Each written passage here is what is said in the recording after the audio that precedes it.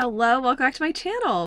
In today's video, I'm going to be running you through the 23 books that I read in the month of August, many of which I have not talked to you about before. So this is going to be a lengthy, juicy, thorough wrap-up where I tell you all about the books that I read this month, one of which is a new favorite romantasy book. So you know I'm going to be talking in depth, gushing about that one. But before we get into it, can I tell you about something else that I am just so excited about? The month of September and my September TBR, which is where the sponsor of today's video comes in with 2 books to add to my September TBR. Book of the month. Absolutely so thrilled to be working with Book of the Month again. I have been a Book of the Month subscriber for like 5 years now, always obsessed with the books that they curate. They have a team that combs through new release fiction every month to find like up and coming authors and just the most exciting new releases for all of us. It's so exciting because I don't know about you, but like it gets a little exhausting trying to keep up with all of the new books that are coming out each month, and Book of the Month picks the best of the best every month. I literally discovered my love of Valley Hazelwood through Book of the Month. The best part of the month, picking which little cutie and like potential add-ons are gonna come home with me. The price for the new release hardcovers, free shipping, a loyalty rewards program, exactly what I need. Super excited about the picks that I selected this month as well. First up, we have The Night We Lost Him by Laura Dave. This is a family mystery, and if you know anything about me, you know that Laura Dave is my favorite mystery writer. The last thing he told me was one of my favorite books. I can't remember if it was for 2023 or 2022, but I absolutely love that book, and I have been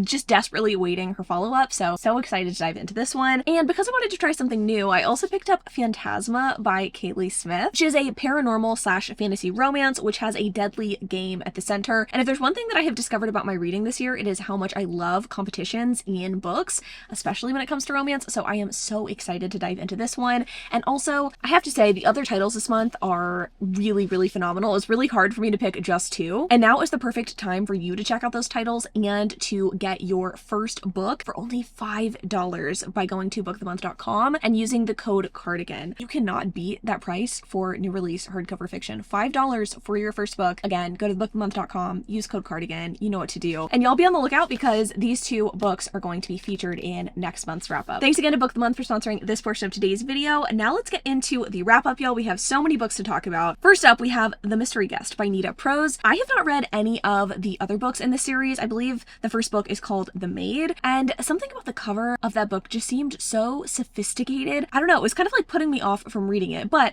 I picked up The Mystery Guest for the Goodreads video that I did where I read like the most popular, the most read books of the Goodreads reading challenge so far this year. A mouthful, but basically like all of the books that people added to their read list or to like their reading challenge for the year, the most popular ones were sorted by genre, and I read the top ones in each genre. So I'll leave a link to that video in the description if you want to check that one out. But The Mystery Guest definitely changed my expectations and my thoughts and feelings on the series as a whole. The Maid, I'm gonna assume after reading this one, it was definitely not too sophisticated for me, because The Mystery Guest is about our main character Molly, who is a maid at this really fancy hotel. She is, for lack of a better word, an Amelia Bedelia ass bitch. Like, she is someone who is extremely meticulous and also not great at like understanding what people are asking of her. She's an interesting character, okay? Molly's working as a maid at this hotel. She's like the head maid, I believe, in this book. And I think it's either like the second or third book in the series. So like, you know, I'm sure there's some history there, but she's working at this hotel. They've got this really famous mystery author named J.D. Grimthorpe who's coming to the hotel, and he's going to have this like grand announcement. We don't know what the announcement is, and we're never going to find out because JD ends up dead after drinking some poisoned tea. And everybody's looking over at Molly and thinking that she did it because of course she is head maid in charge. So Molly is definitely back in the hot seat. I guess in the last book she was accused of murder. This book she is as well. And so she's having to like get people off of her scent while also trying to figure out what happened to herself, because she is determined to figure out what happened and make sure that her job is secure. Like I said, she's a bit Amelia Bedelia. The overall vibe of this book was kind of boring, frankly. You're kind of brought between 2 different timelines. You've got the timeline where Molly is, you know, trying to make sure that she doesn't get accused of murder, or at the very least is not charged with this murder. And then in the past timeline, we are getting Molly and kind of how she grew up, and also her potential connection to this author. It sounds interesting. The problem is that it wasn't very intriguing with the actual execution of the story, right? Molly, I don't think was a very likable heroine, frankly. And then on top of that, you've got the issue of the mystery itself. I love a good mystery. I actually prefer a mystery to a thriller. I feel like thrillers are cheap tricks normally, right? A mystery story, on the other hand, kind of unfolds and you get these clues and maybe some red herrings kind of along the way. In this book, though, when you find out who done it, you're kind of like, okay, fine, I guess. Like, why did we do all of this work to get to the place that we got to? Just, it wasn't a very satisfying book, I think is the best way to put it. I can't remember if I gave this book 2 or 3 stars, but it's definitely not a book that I understand why it gets the hype. Again, maybe the first one is just so different. I can't see that it would be, though. I like don't understand how that could possibly be possible. I don't know. Y'all let me know if I should read that one, but one of the more interesting ways to start out the month for sure. Next up, we have a Sally Rooney book that I don't think I've talked to you about. I read Beautiful World, Where Are You by Sally Rooney, and I believe this is the only Sally Rooney book that I've completed, and I can't say that I'm glad that I did that. This book is about 4 characters, okay? You've got Alice and Felix. Alice is an author, I believe, and Felix is a warehouse worker who she kind of just like comes across. So basically like different social standings, different like spheres, but she invites him to Rome and they have this sort of like whirlwind romance, if you want to call it that. Lots of misunderstandings going on between those two. And then you've got Eileen and Simon. Eileen is off of a shitty relationship and now she's kind of pursuing, in a sense, her like childhood best friend, who I believe is quite sexy, if I can recall correctly. They have some interesting sex that I had to listen to. I didn't listen to their sex. I listened to the audiobook narrator describe their sex. How about that? And then Alice and Eileen are friends and they write letters back and forth about fairly philosophical topics until they come together at the end of the book and have this sort of like hashing out of their relationship that's even more complex than we previously thought. I just didn't give a fuck about this book. I'm so sorry, not to mince words. I just didn't care. I think something about Sally Rooney's writing is that it is very intimate, it's very close to the characters, and yet somehow I still feel a detachment. And I don't really know how to put it into words better than that. I don't think her writing is particularly bad. I think her prose is fine. It's just the prose doesn't make up for the lack of care that I have for the characters. And I think ultimately characters are what make a book. I think that this book is kind of the nail in the coffin, if you will, on me and Sally Rooney's relationship as reader and author. I just don't think her books are very well suited to me. I think the only book that I haven't attempted by her is Conversations with Friends. I think that's her first book, and if I'm forced to read that one, I will, begrudgingly. I don't think I'll like it. I just don't think that she's for me, right? And I totally know like who this kind of book is for, right? I can like picture that bitch in my head. Deeply intellectual and like maybe not great at communication. I would say I'm neither of those things, okay? Definitely not an intellectual, and I'm pretty straightforward, as you can probably tell. So just me and Sally Rooney, we don't mesh. Moving on to the third book that I read this month, A Fate Inked in Blood by Danielle L. Jensen, a Norse story about a shield maiden and her relationship with her husband's son. Okay, this book's about our main character, Freya. Freya is married to a fisherman. He's got like magical fisherman powers, right? Everybody in our town fishes, but this guy, he's the main fish man, right? Like he's really good at it and he uses his magic to basically like steal all the fish from everybody else. He speaks to the fish and he's like, come on over here. He's kind of a piece of shit. She doesn't like being married to him, but she had to be married to him, kind of like save herself and her family, until one day this guy comes along and is like, hey, I sense powers within you. I just sense that there's something about you. You're also really incredibly sexy. What if you just killed your husband? And she's like, I don't know. I don't think that's the best idea. Anyway, I think his dad comes into the picture. Not entirely sure how, but she ends up not being married to her old shitty husband anymore and instead gets married to the sexy guy's dad because she is a shield maiden and she's got these powers and abilities that she's been keeping to herself. They shouldn't be kept to herself. She could use these for the betterment of her royal society and or for this one guy's purposes, right? Like this king guy, he's not even a king, but he like wants to be a king. So he's like, if I have this bitch, like I'm gonna win. Problem is she like wants to fuck his son. Kind of a rough situation for her. Does she fuck the son? I mean, do I have to say it? Of course she does. That's like the whole point of the fucking book. And they all live happily ever after. Kind of, except for it's the first book in the series, so not really. I didn't like this, if it wasn't clear in how I'm talking about it. I feel like this book was really dramatic for absolutely no reason. It was like a foregone conclusion that our heroine was going to like sleep with the son. She had no interest in the father. I think it would have been better actually if she had an interest in the father, because then it would be like, ooh, who's she gonna choose? Where's her heart leading? I felt that she was a frustrating character to read about as well. Read other reviews for this book as well. It doesn't seem like very many people have enjoyed this. I haven't had luck with Danielle L. Jensen's other series, like The Bridge Kingdom, and everybody seems to love those, so it's like if I don't love her popular stuff, I didn't like this, I think this is the end of the road for me and Danielle L. Jensen as well. Figuring out what authors are and aren't for me this month, I suppose. Moving on to a nonfiction book. I don't often talk about nonfiction, but I will be doing more of that in the future. Today is day 3 for me of 75 Hard. I talk about it over my vlog channel, and so I have to read nonfiction. This wasn't for that particular purpose, but I'm in my nonfiction era, okay? Let's talk about Atomic Habits real quick. This book is by James Clear. I read this for a list video. Again, that one's already linked in the description down below. It's the Goodreads list video, okay? It's vague. I've done so many of those. It's the one that I did last month, or in August. Atomic Habits by Mr. James Clear is a book about habit formation, how we can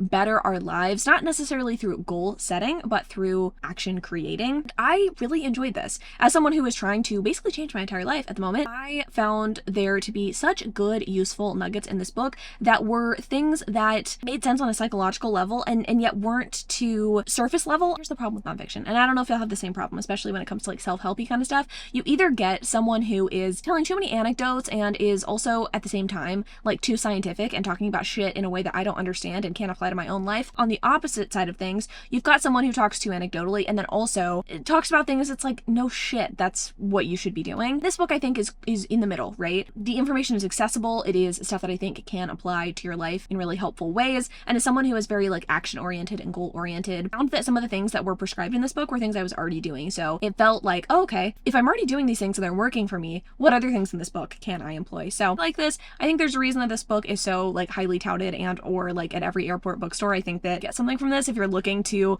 like better yourself, maybe. I don't know. That's always such a corny thing to say, better myself, but like I'm fucking trying, you know? Spark of the Everflame by Penpal. I thought that I read this on the main channel and like maybe point me in the direction of the video in which I read it, because I'm like looking at the videos on this channel. Don't think I talked about this one. Maybe it was just on the vlog channel. Maybe I just picked it up for fun. I could honestly see myself doing that. Regardless, I fucking love this, okay? New favorite romantasy? Unlocked. This book's about Diem. Diem is a mortal living amongst descended, and descended are mortals mixed with gods. They've got powers and they're trying to keep the bloodlines pure. People with the better powers, I guess, are in power. Like the king, very powerful guy. His son, also very powerful guy. Diem is just trying to kind of live, right? And that's kind of tricky because the people in charge, while they're trying to keep the bloodlines pure, they don't want any mortals to live, right? You have to be a descended to live in this society, okay? So Diem has been keeping her lack of talent, shall we say, her lack of immortal or like God-given abilities to herself because she ain't trying to die. But this becomes tricky when she gets entangled with the king's son. He takes notice of her and then he continues to ask her back to the palace, and she has to kind of keep up the charade that she has some sort of powers. And at the end of the book,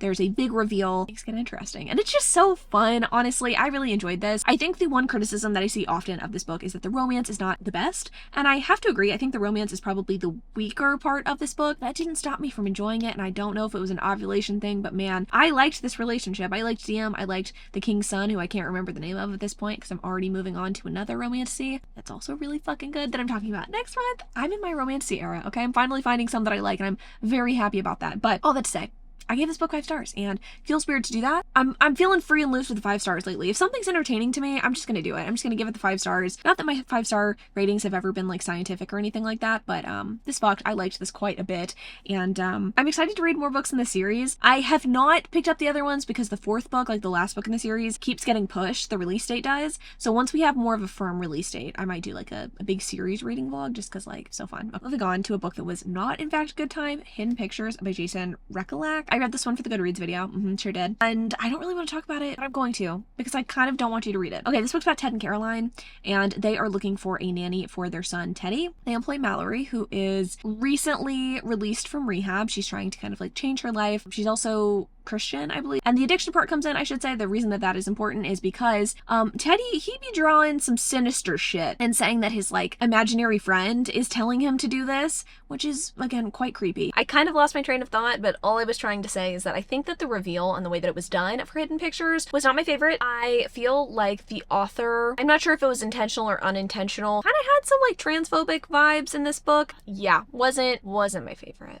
We'll leave it there. Moving on to the 7th book that I read this month, The Luckiest Lady in London by Sherry Thomas. Not read a book in so long where I can't remember a single fucking thing about it. And I was perusing Goodreads, trying to come up with some notes for this, trying to read the synopsis to jog my memory, and I genuinely, my memory was not jogged. The only thing that I wrote for review for this book on Goodreads was that this guy fucking sucks. I'm just gonna go out on a limb and assume that this was not a very good historical romance and that the hero in fact sucked. Moving on to The Women by Kristen Hanna. This is a book that I read for my historical fiction video where I was trying to figure out if I really hate historical fiction. I thought this book was fine, okay? It's about Frankie. Frankie's in Vietnam. She is a nurse. She's going to Vietnam because her brother's going to Vietnam, and she wants to be a hero just like her brother because that's all that her family values. Dad talks about patriotism a lot, but like never served in the military himself. Anyway, Frankie decides she's gonna go. She's gonna be a nurse in Vietnam, and this shit is horrible, which I'm sure we all know. The Vietnam War is not a fun topic. It's not something that anyone in the States really likes to talk about, and that's what this book really centers on, is like Frankie's shitty experience in Vietnam, not feeling prepared, not really wanting to be there, kind of second guessing her decision to go there, and then coming home and feeling a complete lack of support from her family and from her community about her service, especially considering she's a woman. Like, we already know how Vietnam vets were treated.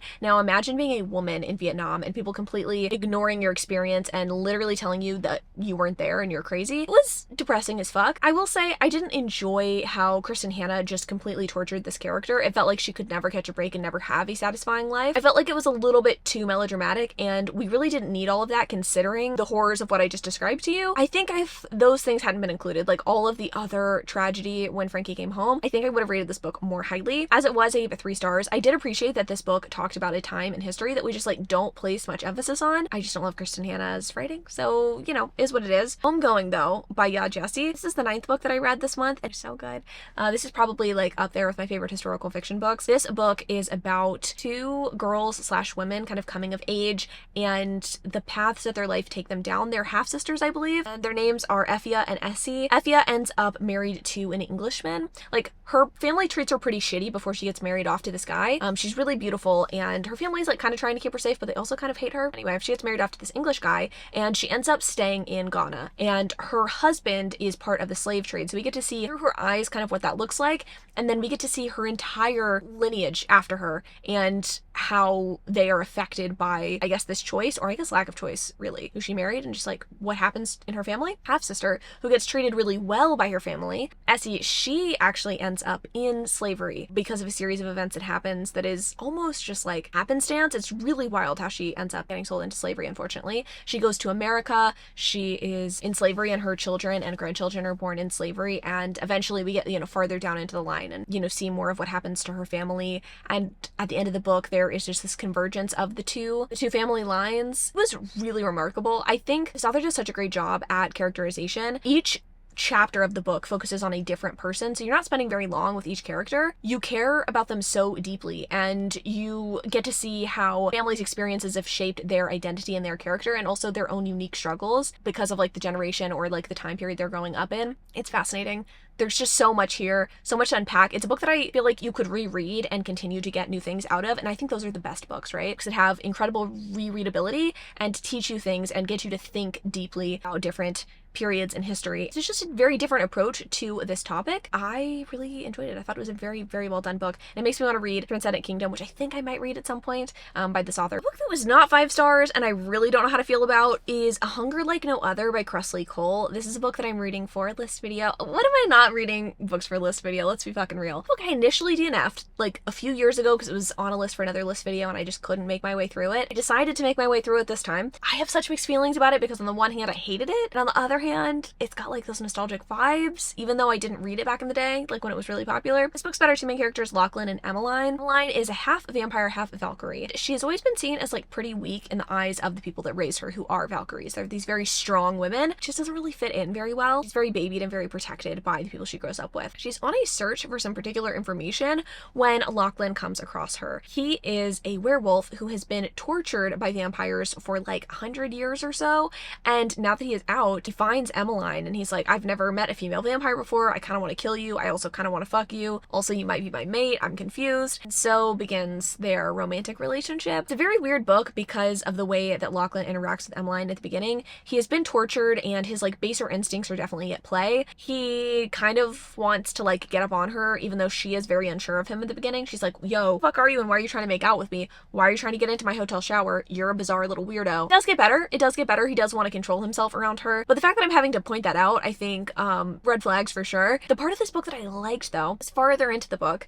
we get to see more of the Valkyries and their relationship with Emmeline. And I could definitely see this book like setting up the series, and I kind of want to see what happens to those other women and like who they end up with. There's something so charming about a paranormal annual romance series that has like really fun, energetic side characters. There is a scene where all the Valkyries like come to try to save Emmeline, and I don't know, like there's just elements of this book that I really liked. I just didn't love the romance. That being said, I think this book might be an inspiration for Bride by Ali Hazelwood, because there are kind of similarities, I would say. Like the heroine in this book and her identity growth over the course of the story kind of reminds me of the heroine in Bride. Maybe if you liked that one, pick this one. I don't know. It's hard to say that given what I know about the romance, but like, I don't know. It might be for you. All right, I'm not going to get too in the weeds about The Truth According to Ember by Danica Nava, because I read this for a new release video and I did like a whole vlog on it. But this book is about our main character, Ember. She basically lies about her education and her ethnicity to get a job at an accounting firm, or just like in accounting generally speaking. Along the way, she ends up meeting a guy who she's really into,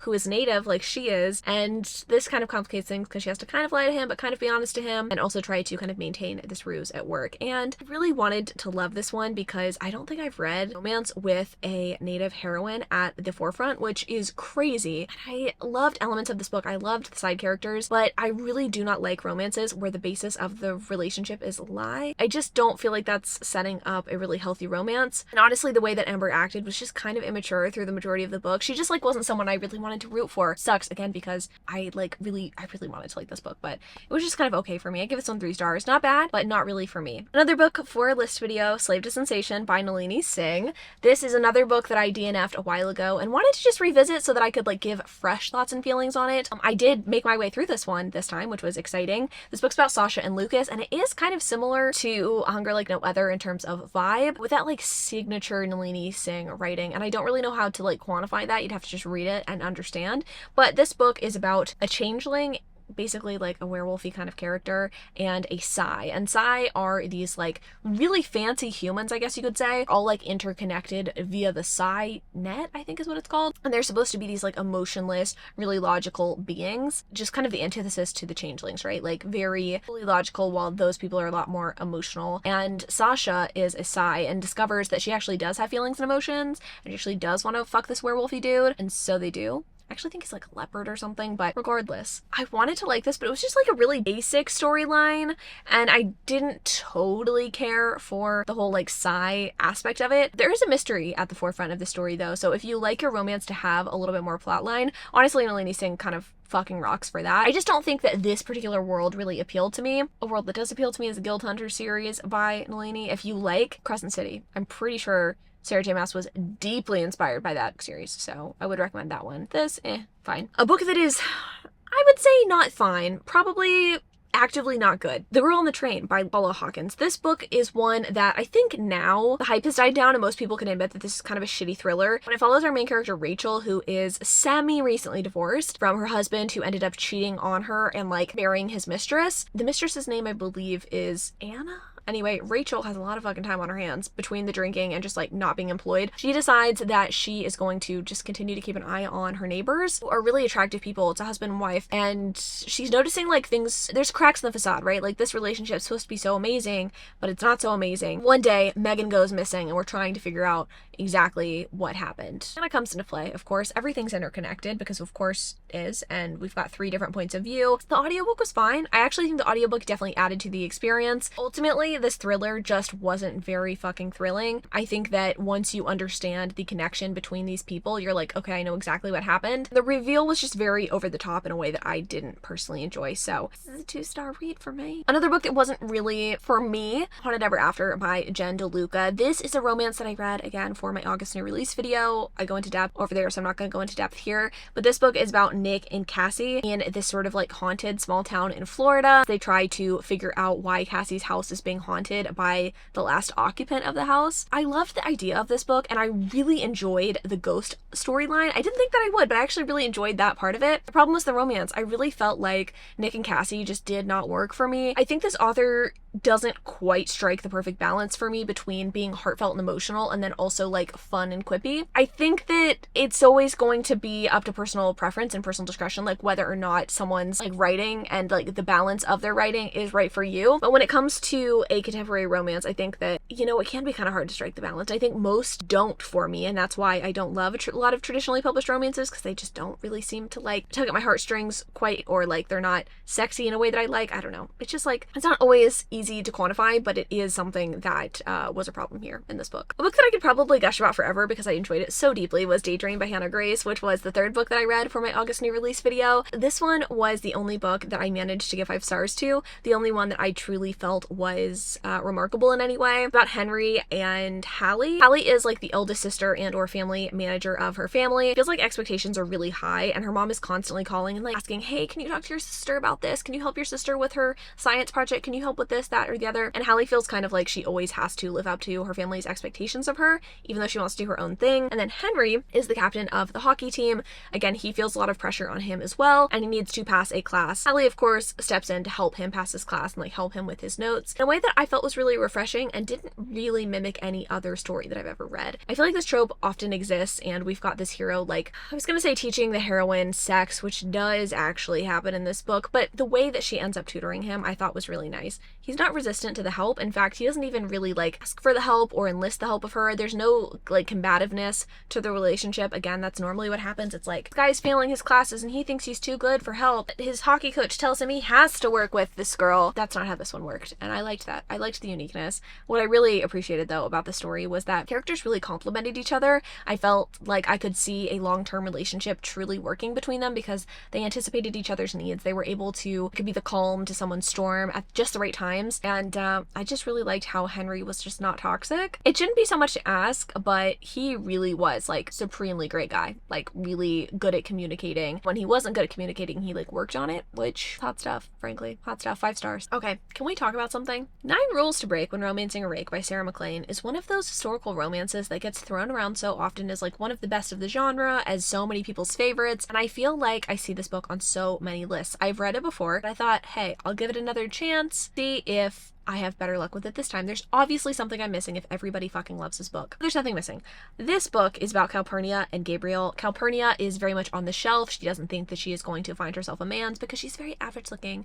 And so she's been good her whole life, right? She's like played by the rules, and she still has not gotten anything that she wants. Like, she's not gotten a man. She's not had a fun life. And so she decides she's going to create this list of things to do, right? And just have fun. Go smoke a cig. She's going to fence at a men's club. She's going to drink whiskey. She's just going to be a bad bitch. Okay, her needs met for once. While she's doing this though, she keeps running into Gabriel, and Gabriel is kind of a rake. He wants to help her with her list on the condition that she helps his illegitimate sister enter into society, become kind of more of a fancy lady, and be more like Calpurnia. The problem with this book is that while the hero was trying to help the heroine, he says that she isn't very attractive, like in his own internal dialogue, which I did not fucking like. It's not sexy to me. I don't care if it's realistic. If like the first time he sees her, he's not like blown away. I want him to be, bitch. It's a fantasy. It is a romance. I want him to be into her, okay? I didn't like that, and I noticed that twice when reading this book. And on top of that, he wasn't very consistent with his vibes.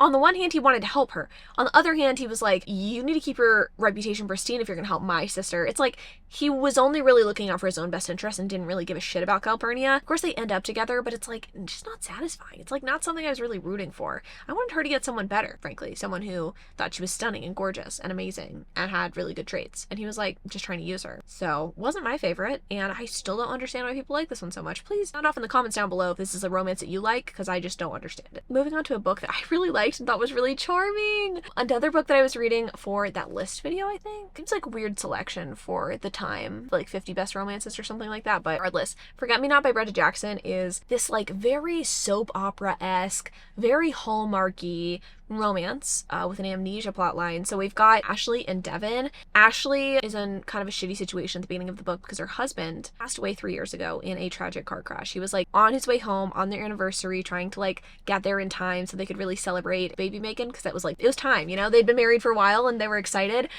He literally flies off a bridge in his car. They're not able to recover the body, but they have a funeral because they're like, this man is dead. And our heroine's trying to move on with her life. 3 years later, she goes to, I want to say Louisiana, just on a trip by herself, by her lonesome. And while she's there, who does she come across but her dead husband? Doesn't remember shit about her. He does not know who she is. He does not remember anything of his old life because of his amnesia, of course. And over the course of the story, Ashley tries to get to know him in this new context without revealing who she is and or her relationship with him, because apparently it would set back his progress, I guess, with his amnesia. Not that he's made any progress, but like it could potentially be bad. So that becomes sort of a plot line as the story goes on. But what I found so charming about this story is the fact that Devin didn't want to really like be with anybody throughout the 3 years where he didn't know who he was. He did suspect that he was married because he had like a tan line on his finger, like a wedding ring tan line. And he also just like hadn't really been super attracted to anyone. So he's just kind of living his life until Ashley comes back into his life and he's like, shit, this woman's beautiful. Like, I really want to be with her. Like, she's just the perfect woman. Kind of that vibe of in any lifetime we would find each other. It was so sweet. It wasn't like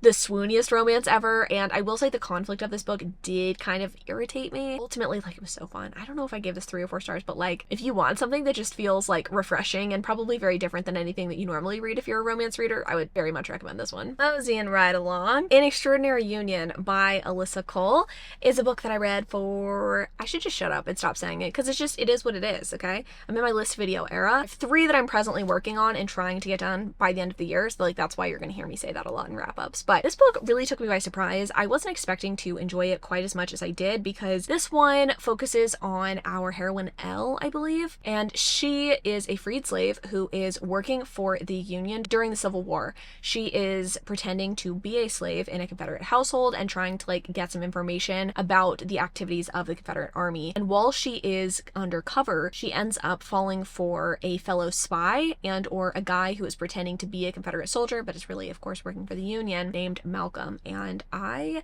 wasn't sure how to feel about this one because I don't particularly enjoy books or romances where characters suffer. It's just not really my vibe. One though was such a good blend of really hard shit and really good historical information with also a really incredible romance. I loved the chemistry between Elle and Malcolm, and I really shouldn't expect anything less from Alyssa Cole because I really enjoy her writing and I actually need to read more of her romances, but this was just so charming. I genuinely really enjoyed this one, and I just don't know how she was able to pull off, again, like this blend of like really hard shit, like really hard topics, really great romance. Hats off to her because she did a great job. I really want to talk about this one, but I just talked about it in my last video. Okay, so I'm not going to. Penpal by JT Geisinger might be one of the worst books that I've read all year. Leave it at that. I'll leave it at that. The Housemaid is Watching by Frida McFadden was very middle of the road. I literally just talked about that one in my last video, which I'll also link in the description if you want to go check it out. I did kind of like a mood reading vlog kind of vibe, and I read that one as well. I also read Quicksilver by Callie Hart. Transparently, I'm filming this video before I finish Quicksilver, but I fucking like it. It's really good. Go watch that video again if you like want to hear my thoughts and feelings on that one. But let me tell you about the 2 last books that I read this month, and then we'll be done. Then we'll be done talking about books because I've been talking for a long ass time. We've got Trouble by Lex Croucher. I'm so fucking disappointed in this one. I really enjoy Lex's writing, but nothing about this book worked for me. It's about our main character, Emily, I believe, and she is taking the place of her sister, Amy. Amy was supposed to be a governess for this really wealthy, like, naval captain. I was gonna say sea captain, seaman. But Amy is unfortunately too sick to take the post, but the family can't really turn down the job because they really need money, especially because Amy is sick. They like want to get her cured of whatever ailment she has. So Emily is going to pretend to be Amy. Amy who really loves children and really loves being a governess. Emily, on the other hand, she's kind of a sour bitch and she really doesn't like kids. So the beginning of this book is really hard to get through because Emily just acts like she's not too good for the position, but she's rude to the 2 children who could really use a positive influence in their lives. And she's also like not very welcoming or like nice to the rest of the house staff. She doesn't believe in any way that she is better than them, but she doesn't really want to make friends because the goal is to steal from this man. There's just a lot to unpack here, right? And I think the biggest thing to unpack is the fact that the romance does not happen until like the 50-60% mark of the book, and it really comes out of left field because this guy's kind of a shitty dad, which is not a good look. And on top of that, I just don't understand where the romance really came from. Like, what is this man into? Character traits does our heroine have that he is just like enamored with? I couldn't find any because, again, like I said, she's the worst. She's like not a very good governess and she doesn't really care for the kids that much. Obviously, over the course of the story, she cares more for the kids, but if you like deeply unlikable characters, maybe this would be for you, but I just can't really see how it could be. Okay, and then the last book. I actually haven't finished this one, so I can't give you my final rating, but I am quite enjoying it. Stranger I Wed by Harper St. George is about our main character, Cora, who is an American going to England in search of a husband. She has kind of a weird financial situation going on in which she is the bastard daughter of this really wealthy titled man, and when his her paternal grandmother passes away, she leaves behind an inheritance for each of her 3 legitimate grandchildren, and the only stipulation is that they marry well. So, you know, Cora's going over the pond to get herself a man's, and she comes across this earl who is looking for a wealthy lady to get his family estate back up and running. He is in Parliament, and he is also just like a very upstanding citizen, shall we say. You know, this relationship is one of equals, and or one where passion shouldn't be involved, but passion certainly does get involved. And there's quite a delightful scene where our man is jacking his weenie in the shared bathroom, and she comes across him and they like lock eyes in the mirror, and he just, you know, goes to town. And I kind of liked it. I don't know, it just had a different vibe than other historical romances, and happy to report back on Goodreads as to what my final rating is, but I'm about 60% in and I'm quite enjoying it so far. So my throat couldn't hurt more than it does right now. I say that. I shouldn't jinx myself. I hope I'm not coming down with something. I think it's simply that I've been talking for far too long about books. Those are the 23 books that I read this month though, and I'm pretty proud of this reading month. I don't think I said that at the beginning of this video, but I would say July, maybe not my best reading month. August, technically not my best reading month either, but like pretty good. I'm pretty happy with the amount of books that I read. It's gonna get even crazier as the year carries on, as the remaining months of the year carry on, because I'm trying to hit my reading challenge goal of 300 books. Am I there? Am I going to get there? Who knows, really. I'm damn sure gonna try. So stick with me for that. One thing I did want to say before I go though is that I am reading some exciting books over on Patreon, and I don't know, maybe you should like be on the lookout for that video that's coming. I'm going to be reading The Pairing by Casey McQuiston and the newest Emma Lord book that just came out. And that I'm saying this is not just so you'll join my Patreon, though I would recommend it. Patreon is now giving me the option to share the videos that I make over there with all of you for like one set price. So if you're not really feeling like you want the additional like reading sprints, or just like really want a one-off video from me, I can now sell them for one price, and you don't have to like, you know, sign up to be subscribed monthly. So I'll link that in the description down below as well, and it'll also be in a community post. Thanks so much for watching this video. I really appreciate it. I appreciate your support. Let me know in the comments down below the best book you read this month, because I will be adding that to my TBR if I find one that interests me. Love y'all so much, and I'll see you in the next one.